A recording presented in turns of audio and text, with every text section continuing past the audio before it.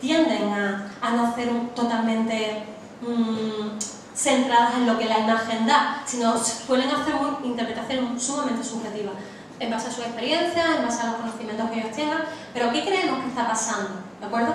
Describir realmente lo que esa imagen nos puede estar diciendo, ¿vale? Igual que a la hora de narrar una historia, lo dividimos en tres partes, lo que es el inicio, la trama y el desenlace. El inicio es, pues, ¿de qué va la historia? ¿Cuáles son los personajes que aparecen? ¿Cuál es la relación entre esos personajes? La trama, ¿en qué se centra? ¿Qué es lo que sucede? ¿Qué es lo que está pasando? Y al final, bueno, pues cómo acaba la historia, ¿de acuerdo? Eso también son pautas que más o menos, igual que a la hora de redactar una pregunta en un examen, tenemos que contextualizarlo, desarrollarlo y concluirlo, ¿de acuerdo? Es más o menos la misma pauta, ¿ok?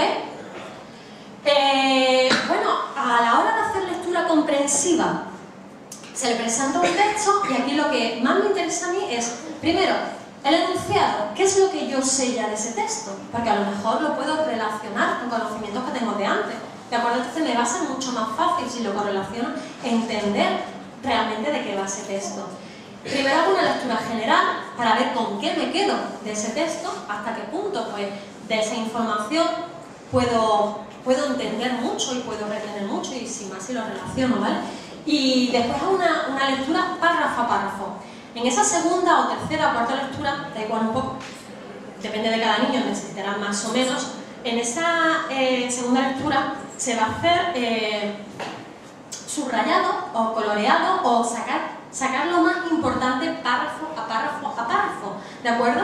Intentar saber la información que realmente es importante, porque nuestros niños lo subrayan todo, pero absolutamente todo. A ver, vamos a centrarnos en frases más cortitas o incluso en palabras, para que no es mucho más fácil memorizar una palabra que realmente memorizar un párrafo entero. Si creamos esas estrategias, tenemos menos información que retener, por lo tanto va a ser mucha más efectiva la memorización y después la lectura comprensiva, por supuesto. Lo subrayamos y después hacemos un resumen. Normalmente primero oral, ¿de acuerdo? De qué es lo que me está diciendo a mí ese párrafo, qué entiendo. Y después, si lo tengo que estudiar o así, lo paso a escrito. Una vez que ya tengo todas las ideas principales más o menos escritas y organizadas, hago un esquema. El esquema me va a servir de guía para recordar toda esa información, ¿de acuerdo? Bueno, y como os digo, en rehabilitación o en estimulación cognitiva hay mucho por hacer, no hay prácticamente ejercicios creados, así que nos podemos inventar todo lo que queramos.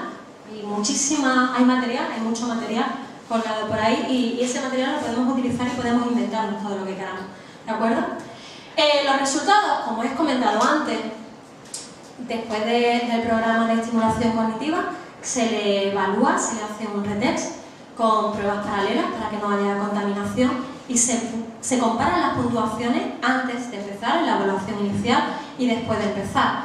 Los resultados tampoco son unánimes, depende del niño y depende mucho, por desgracia, de la capacidad intelectual y capacidad de aprendizaje que tenga el niño.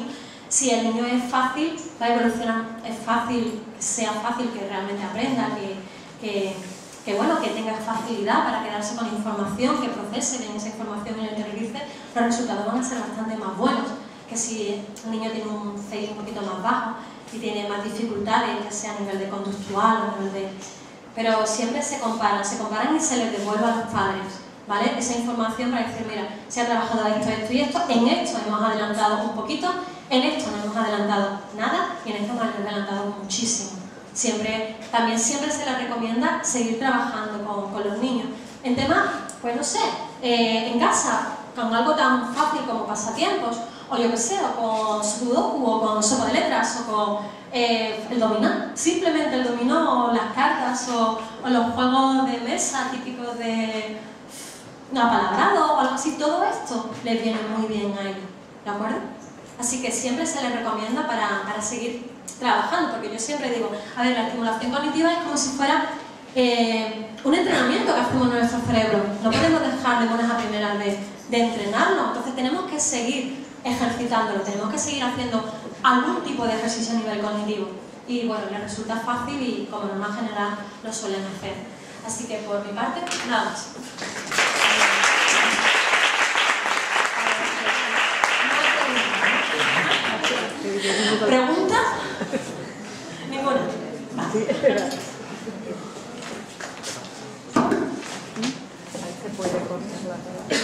¿Hay alguna pregunta que nos ha hecho un poquito más tarde por el percance que tuvimos informático, pero bueno, que no se quede nadie con la gana de preguntar? Allí una pregunta. Cuando habláis de esta valoración, ¿pasáis la mitad de todas esas valoraciones? No, como he dicho antes, ¿vale? Depende mucho del perfil de cada niño. Al principio se hace un pequeño screening y se ven las dificultades que el niño tiene más marcadas. Son las pruebas, a ver, por ejemplo, son esas pruebas a las que nos vamos a referir, lo que he comentado. A lo mejor si el niño no tiene ningún tipo de problema de lenguaje o ningún tipo de problema de memoria, esa parte la anulamos por completo. Nos basamos, no sé, por ejemplo, en la atención y el funcionamiento ejecutivo o en memoria de trabajo, ¿vale? Siempre no hay un protocolo cerrado, no existe ese protocolo cerrado. Es en base a cada uno de los niños, se va utilizando unas pruebas o utilizando otras. Hay niños que, por ejemplo, no se saben el abecedario, entonces no tiene sentido que utilice el brain making. Hay niños que realmente agilidad mental no tienen, porque no saben sumar o suman con los dedos. Entonces no tiene sentido que utilice pruebas que dentro de esos subtests van a haber agilidad mental, ¿de acuerdo? Porque realmente las puntuaciones van a ser muy bajas, porque esa habilidad el niño todavía no la tiene adquirida, ¿vale? Entonces es sumamente específico. Se pueden hacer más preguntas. ¿Respondido? Sí. ¿Alguna pregunta más? Bueno, pues no sé, ¿hay algo más por ahí que preguntar? ¿Habéis visto que había un listado ahí para dejar los emails si alguien quiere un certificado? Se os mandará, y también nos mandaremos las ponencias que se están grabando, o se han grabado, ya las puedes apagar, para que las podáis tener y ver con tranquilidad o pasárselo a compañeros.